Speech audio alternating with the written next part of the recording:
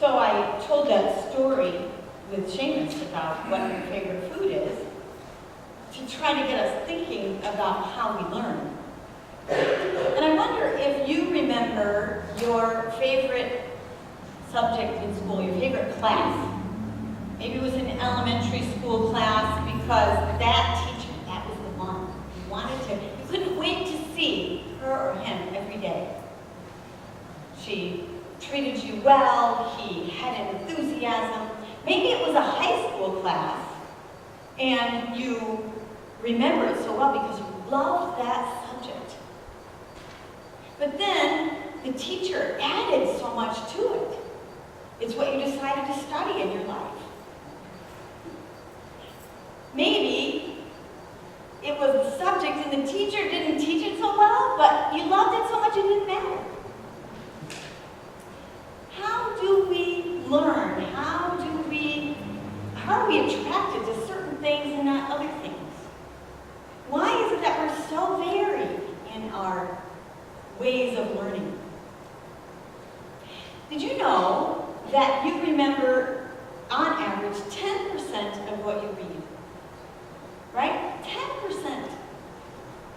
You remember 20% of what you hear.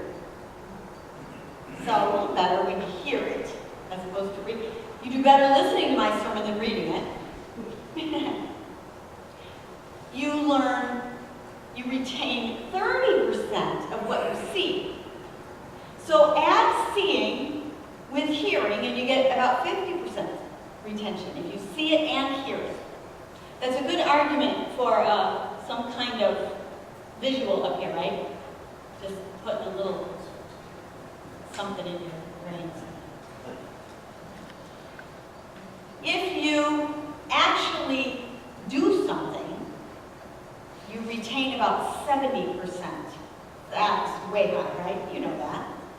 And if you say it, you remember 100% of it. Although, where's Bob? If you ask Bob, I couldn't remember my title for my sermon last week this morning, so I had to really work at it. So it's not always true that you remember 100%, or depends on how long. But it's interesting, right, that there are different ways of taking in information, different retention rates.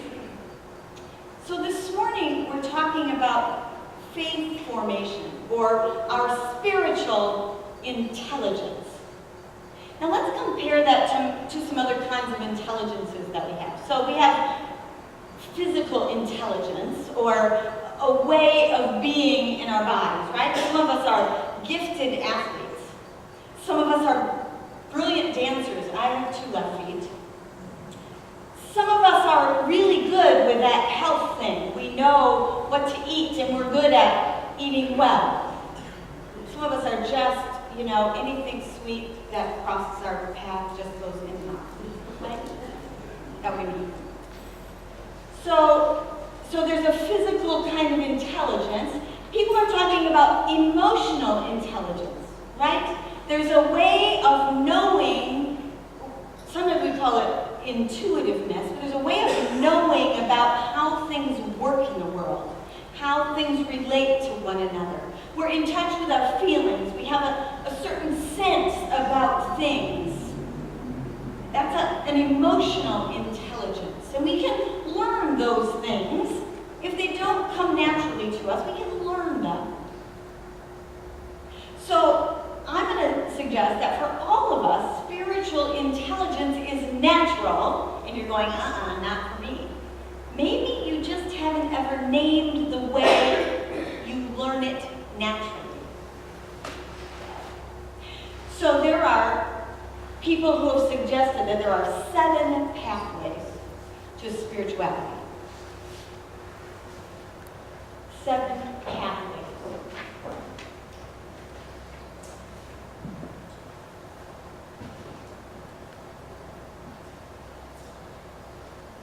These are ways of connecting to the spiritual world, ways of connecting to God, if you want to think about it that way. The way that you most feel comfortable thinking about dealing with living into your spiritual life. 7 ways. one is the intellectual. I think church way too often relates to the intellectual mind. It's words, it's thoughts, it's ideas, it's rationality, it's reading and thinking. Where you find God most present to you, if this is your pathway, it's in the head. The second pathway could be called the the relational pathway. Relational. You find your connection to the spiritual world in relationships. You love to get together with a bunch of friends and chat about the things that are most meaningful in your lives. You don't like being alone. You find joy in being with people. You experience God in the midst of relationships. It's the second pathway, relational. A third pathway is a pathway of serving. Some of you are amazing at that. I've seen you do your service in many ways around here. You experience great joy when you can help someone, when you can support another's task, when you can make a difference by doing something that aids another person or solves a little problem in the world. As simple as putting tablecloths on tables, as complex as overseeing the new air conditioning unit that's going in here. If you're a service-oriented person, you experience great joy when you're able to serve, even the smallest act. Are you finding yourself yet? A fourth pathway, and this will resonate with you. When you hear it, you go, oh yeah, that's me. A fourth pathway is worship. And I'm not talking about corporate worship, although if this is your pathway, you like worship. You like being here, even when it's boring. You like being here. But worship can happen when you're listening to music in the car. It can happen when you're out and about. Worship can happen when you're having a good meal. But it's about ritual. It's about prayer and praise and music and emotion. It's in your heart where you feel God's presence the easiest. Another pathway, I think we're on number 5 now, is the activist pathway. If you're an activist, you want to see change happen in the world, and you're all about it. You're all about making justice happen. You want to march in marches. You want to write letters to your congresspeople.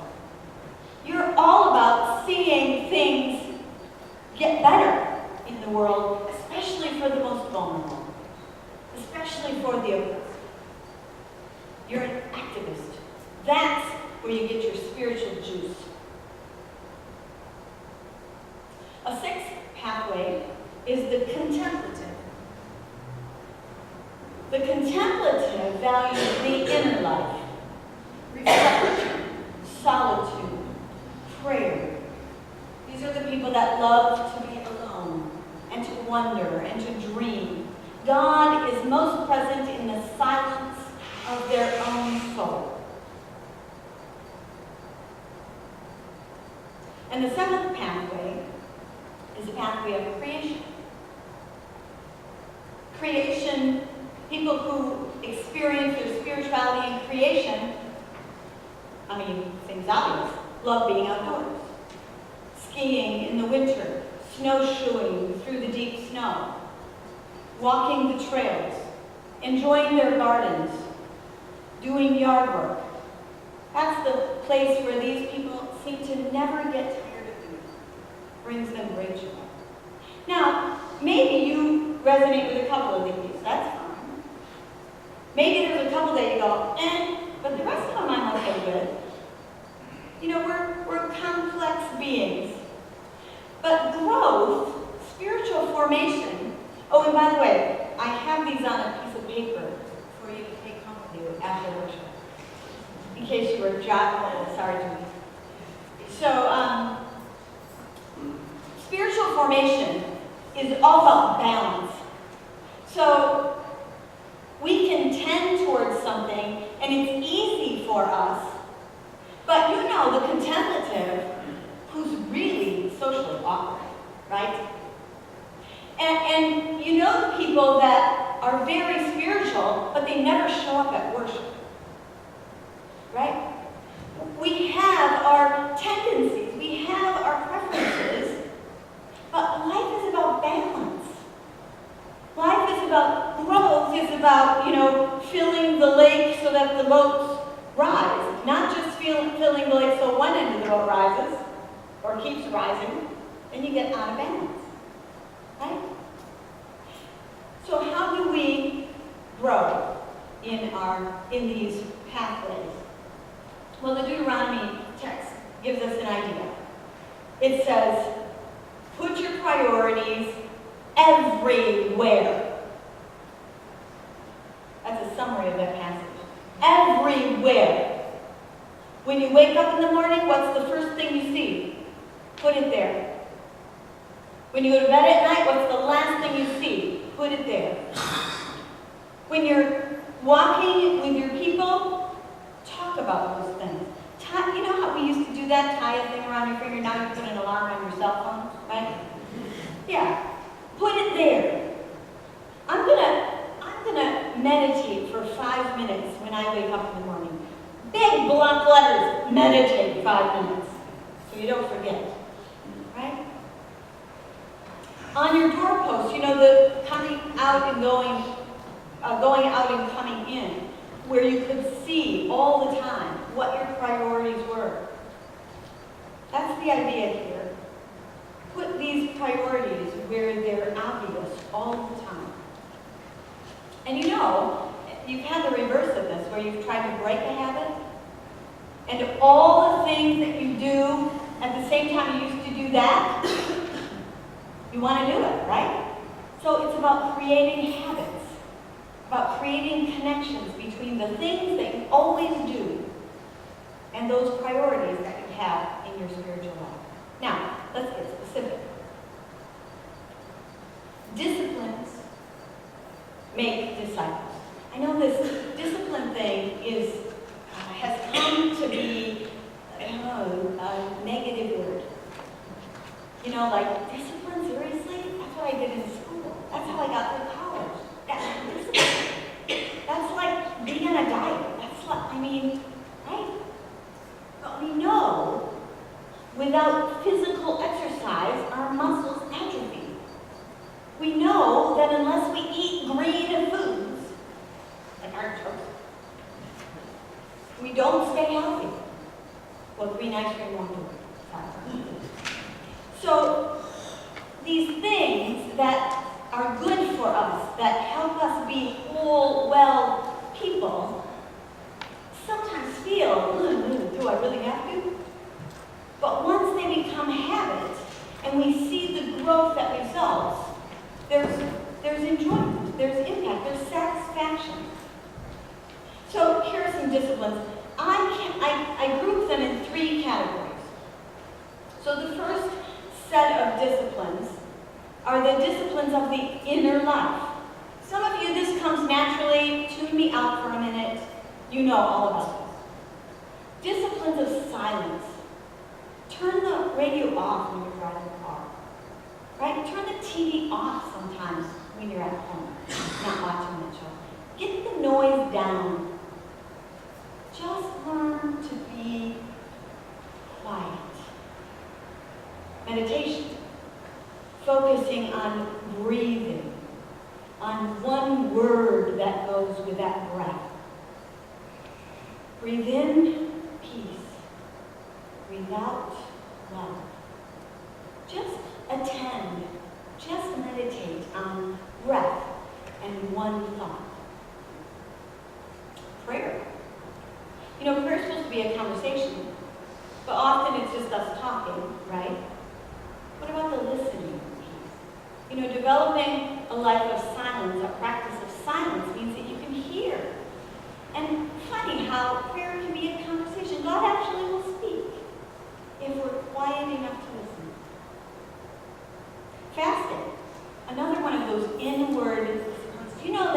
fasting is one of the best ways to increase your life's longevity?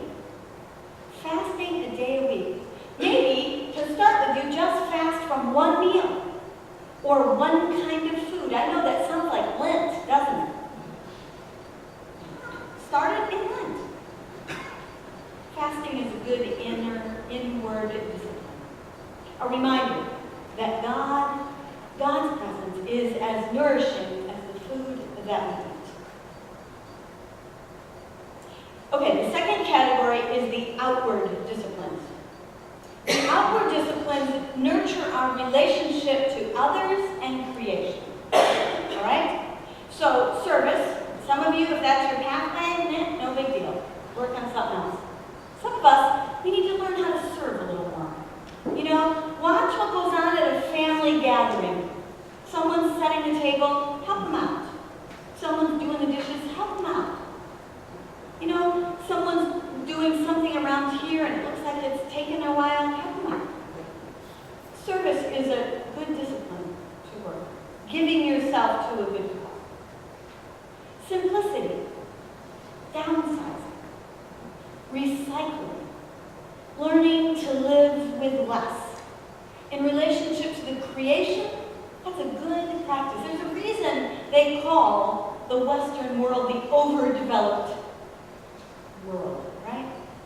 Simplicity is a good discipline. Another outward discipline, body movement. Are any of you into yoga? Yoga is a really good way to stay healthy, but it's a spiritual discipline in another faith.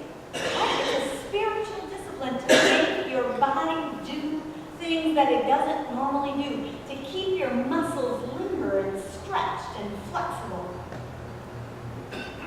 You know, those of you who feel God that way, you know when the relationship isn't right because the body hurts. You know when the relationship is good because you feel comfortable and you feel it in your muscles and in your ligaments and in your sinews, and I don't even know what those things are, but you do. You know, there's a new movement that uses the body, that's a spiritual discipline. It's called a labyrinth. Some of you maybe know about the labyrinth. It's a walk, it's not a maze like we'll see the corn mazes come up here. It's not a place where you get lost and have to find your way out. It's a walkway that has a particular rhythm to it. And you walk to the middle, and you rest, and you walk back out. And it mimics life. There are certain turns that are sharper than others, and certain curves that are easy. It mimics life's rhythms. It's a good body discipline. Creating beauty, another outward discipline. Those of you who are artists, you know this, right? You don't want your garden just to have flowers in it. You want it to be beautiful. You're painters or sculptors. You're musicians or singers. You like putting beautiful things in the world. The third category of disciplines is the disciplines of being together, the disciplines of togetherness. These are disciplines that happen in and among us as a community. One of the disciplines that I think is lost is the discipline of listening. How dare I say that while you're listening to me, right? Some of you weren't really listening until I said that. So listening is, there's a reason God gave us 2 ears, 1 mouth, right? Listening is an important discipline. I tend to be real quick, as Dan, with my responses, with my words.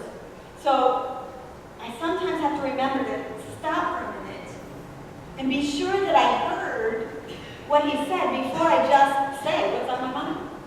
Listening is a really important discipline. It helps us to understand one another better. It helps us to communicate more effectively. Another discipline that we practice together is confession. Now this isn't like, verbal vomit, right? This is like being aware in a another's presence, of your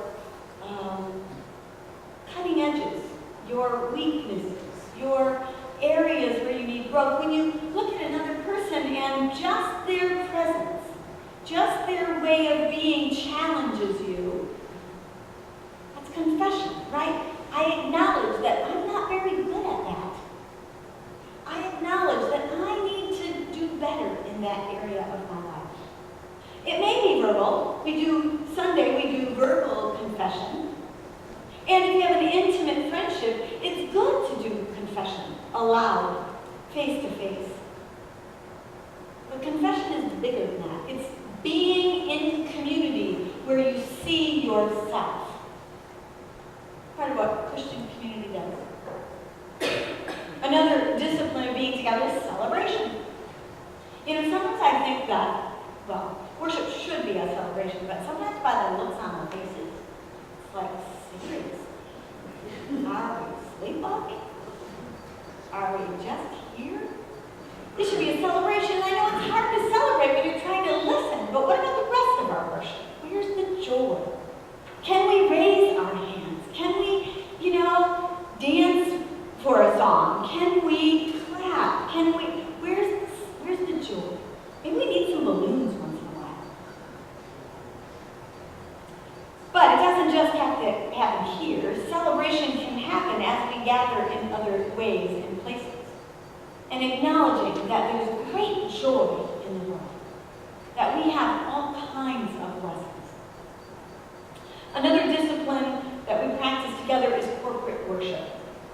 And again, you all know that. I think that's why you're here. You value being here. You value lifting praise before God as a community of faith. It's an important discipline. It's an important practice. That the rituals that we practice today, we're going to come to the table. That ritual that we practice, it reminds us of God's presence in new ways each time we do it. So there are those three categories, and there are probably dozens of other disciplines. I've just named a few that I think are important and practical and meaningful in this day and age. But maybe there are others that you're aware of as I'm talking. Oh yeah, I should do that.